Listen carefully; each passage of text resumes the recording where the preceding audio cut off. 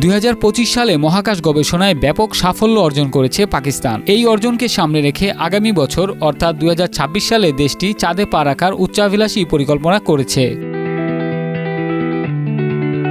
সরকারের অব্যাহত সমর্থন এবং চীনের সঙ্গে শক্তিশালী সহযোগিতার কারণে দেশটি আত্মবিশ্বাসী যে 2026 সালে পাকিস্তান চাঁদে পা রাখবে। দেশটির space and upper atmosphere research commission সুপারকোর পরিচালক সাফাত আলী এমনটাই জানিয়েছেন। বিশেষজ্ঞদের মতে, চীনের সহায়তায় পাকিস্তান অত্যাধুনিক মহাকাশ প্রযুক্তি অর্জন করছে, যা দেশটির মহাকাশ অনুসন্ধান সক্ষমতা ও গবেষণায় ব্যাপক অগ্রগতি আনবে। লিলি বিউটি সোপ, যার অ্যান্টি এজিং গুণ তারুণ্য ধরে রেখে ত্বকে করে উজ্জ্বল, তারুণ্যময় উজ্জ্বল ত্বকের জন্য। রিমার্ক। একই সঙ্গে দেশের মধ্যে মহাকাশ প্রযুক্তির উদ্ভাবন এবং উন্নয়নে এই সহযোগিতা গুরুত্বপূর্ণ ভূমিকা রাখবে।